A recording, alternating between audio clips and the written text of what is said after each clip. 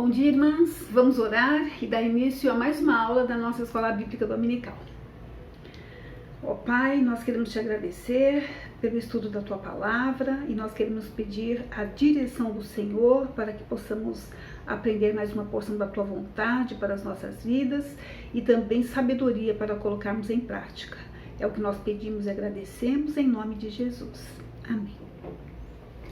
Irmãs, a nossa lição de hoje tem como título: Não se irem, mas confiem em Deus. Não falaremos sobre os aspectos da ira, porque nós já estudamos isso recentemente, mas nós veremos aqui o que Jesus ensinou, fazendo dois apontamentos sobre a ira benéfica e a ira nociva. Vamos começar com o texto de Mateus, capítulo 5, versículos de 21 a 22. Diz assim: Vocês ouviram o que foi dito aos antigos: não mate, e ainda, quem matar estará sujeito a julgamento. Eu, porém, lhes digo que todo aquele que se irá contra o seu irmão estará sujeito a julgamento. E quem insultar o seu irmão estará sujeito a julgamento do tribunal. E quem o chamar de tolo estará sujeito ao inferno de fogo. Nesse livro que estamos estudando, do John Piper, ele nos leva a refletir sobre a ira de Jesus e a nossa ira. Mas alguém pode pensar: a ira de Jesus? Como assim? Jesus irou-se? Então, à primeira vista, pode parecer estranho. Por isso, nós precisamos fazer essa diferenciação entre a nossa ira e a ira de Jesus. Jesus, ele veio como... Jesus, ele é Deus e veio como homem perfeito e sem pecado. O seu objetivo sempre foi glorificar a Deus. E foi nessa mesma condição que ele irou-se. Ou seja, ele estava alinhado com a justa ira de Deus contra o pecado, contra tudo que ofende a santidade de Deus. Por exemplo, quando ele fez um chicote de cordas e derrubou as mesas dos cambistas no templo. Temos que lembrar que o templo significava a presença de Deus entre o seu povo. E estava sendo profanada por toda aquela situação. Quando também Jesus sentiu ira e tristeza na sinagoga, porque os judeus não queriam que ele curasse um enfermo no sábado. Ou ainda, quando ele se referiu aos mestres da lei e aos fariseus como filhos do inferno, chamou-os de cegos, insensatos, de sepulcros caiados, serpentes e raça de víboras, por causa da hipocrisia deles, porque eles colocavam peso sobre o povo, um peso que eles mesmos não carregavam. Isso é o que diferencia a ira de Jesus e a nossa, porque Jesus é Deus, ele é santo e justo, e o pecado é uma ofensa contra a sua santidade. A ira justa ou a ira benéfica, ela é alimentada pela glória de Deus. E é nesse sentido que Jesus é o nosso exemplo. Já a ira injusta ou a ira nociva, ela é alimentada por nossa própria glória ou orgulho. No livro de Tiago, no capítulo 1, versículo 20, nós lemos que a ira humana não produz a justiça de Deus. Ou seja, não produz os frutos de justiça que Deus espera de nós, seus filhos. Podemos então não controlar o surgimento da ira, mas nós podemos controlar a direção que a ira toma. Nós temos nos ensinamentos de Jesus alguns fatores que nos ajudam nesse sentido. John Piper, no seu livro, ele nos leva a examinar 5 desses fatores. Como não temos tempo para falar sobre todos, escolhi 3 para que nós possamos estudar nesta manhã. São eles: o amor, a misericórdia e serviços ao próximo. Nós já estudamos que a ira, ela tem origem numa grande insatisfação que nós sentimos com quem a provocou. Por isso mesmo, para se tornar benéfica, é necessário que a ira humana seja governada por amor a quem provocou a ira. Em Mateus capítulo 5, versículo 44, Jesus disse: Amem os seus inimigos e orem por aqueles que os perseguem. E em Lucas 6, 27 e 28, ele ampliou o conceito. Ele disse: amem os seus inimigos, façam o bem aos que os odeiam, abençoem os que os amaldiçoam e orem por aqueles que os maltratam. Veja, a nossa inclinação humana nos leva a odiar os inimigos, a querer o mal deles, a vingança, a amaldiçoar aqueles que nos perseguem e maltratam e nunca orar por eles, a não ser para que sejamos livres deles. Mas Jesus nos mostra aqui um outro caminho. John Piper nos diz: se imaginarmos que a ira sempre inclui sentimentos de vingança, desforra e hostilidade, será impossível existir ira benéfica. A ira dos cristãos piedosos não pode ser governada por esses sentimentos. Jesus, ele nos mostra que para a ira se tornar benéfica, precisa ser governada por nossa obediência ao mandamento de abençoar, fazer o bem e orar por quem provocou a ira. Lógico que isso não é tão fácil assim, mas é possível porque Deus nos deu uma nova natureza. Quando Ele nos ordena algo, Ele também nos capacita a obedecer. Isso nos leva então ao segundo fator, que é a relação entre a misericórdia e a ira. A ira, ela não deve ser governada apenas pelo amor, mas também pela lembrança de que o perdão dos nossos pecados foi concedido graças a uma misericórdia infinita de Deus. E aqui, John Piper nos diz, Jesus ensina que se vivemos conscientes de que somos réus, porque ofendemos a honra de Deus e fomos perdoados, a ira nociva não terá poder sobre a nossa vida. Jesus nos mostra isso no texto de Mateus, capítulo 18, versículos de 21 a 22, em que Pedro se aproximou dele e perguntou: Senhor, quantas vezes deverei perdoar o meu irmão quando ele pecar contra mim? Até 7? Jesus respondeu: eu lhe digo, não até 7, mas até 70 vezes 7. Como é possível perdoar centenas de vezes alguém que nos ofende? Jesus, ele estendeu a resposta a Pedro contando uma parábola que ilustra o reino dos céus. Ele contou que havia um rei cujo servo lhe devia uma quantia incalculável. E o rei o ameaçou vendê-lo e a sua família para o pagamento da dívida, mas quando o servo implorou, o rei teve compaixão, cancelou a dívida e o deixou ir livremente. Veja, esse perdão foi tão grandioso quanto o tamanho da dívida, porque era uma dívida que praticamente ele não poderia pagar. E esse é o ponto principal. Jesus, ele quer incutir em nossas mentes que o pecado é uma dívida incalculável para com Deus. Jamais poderemos saldá-la. Jamais teremos condições de acertar as contas com Deus. Não há justificativas, penitências ou boas obras capazes de suprir o quanto nós desonramos a Deus com os nossos pecados. Bem, na parábola, nós vemos que o perdão dado àquele servo foi, então, magnífico, foi imerecido, porque a dívida existia.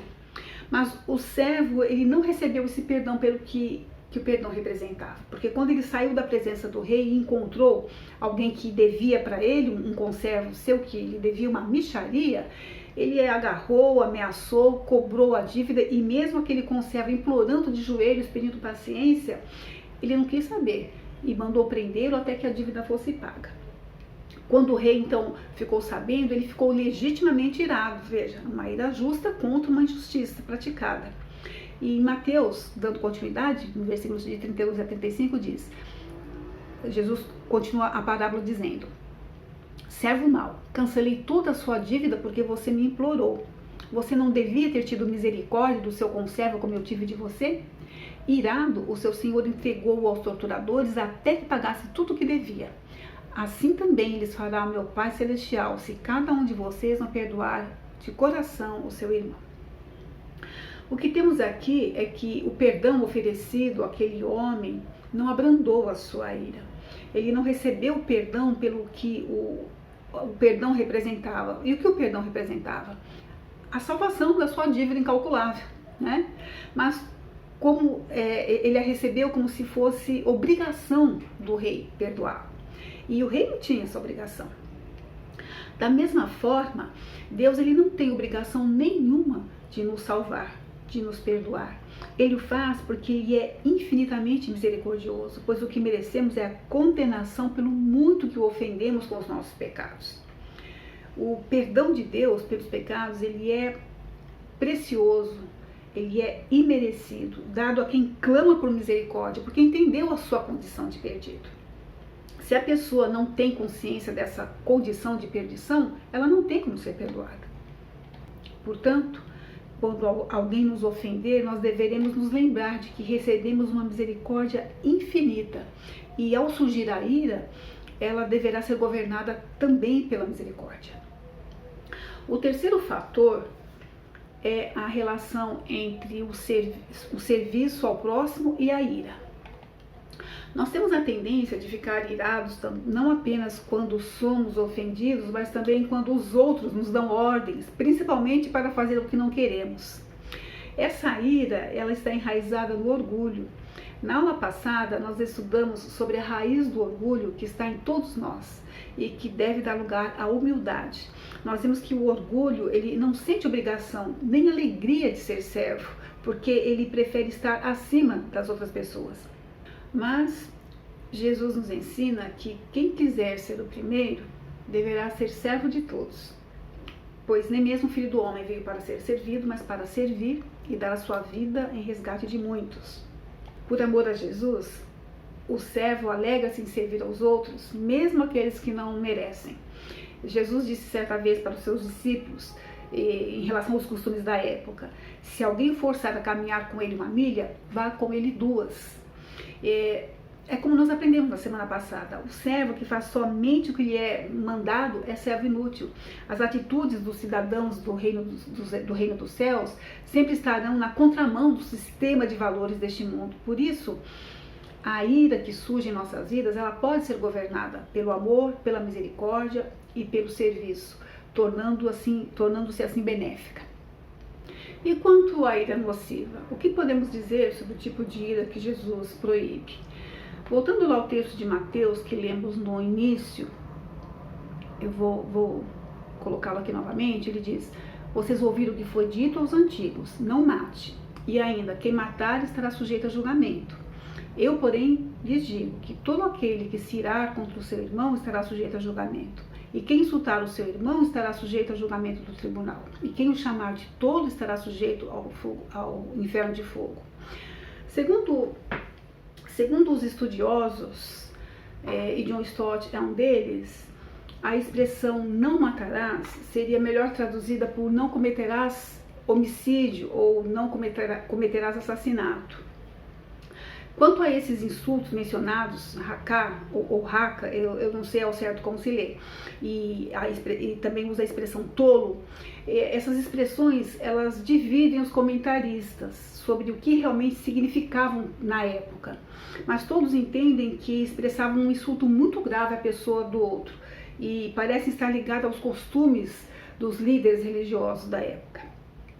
Nós temos que ter em mente que Jesus, ele proferiu essas palavras no contexto em que ficou conhecido como Sermão do Monte, no qual ele contradiz as tradições e as interpretações dos fariseus que haviam corrompido os ensinos das Escrituras.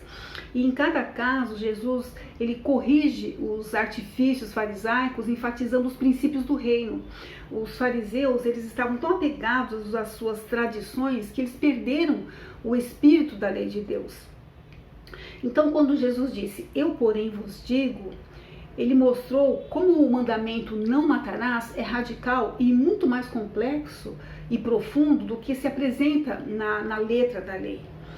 Os escribas e fariseus, eles tinham como certo que, não cometendo o homicídio, eles estavam cumprindo o mandamento não matarás, descrito lá em Êxodo 20, capítulo 20, versículo 13.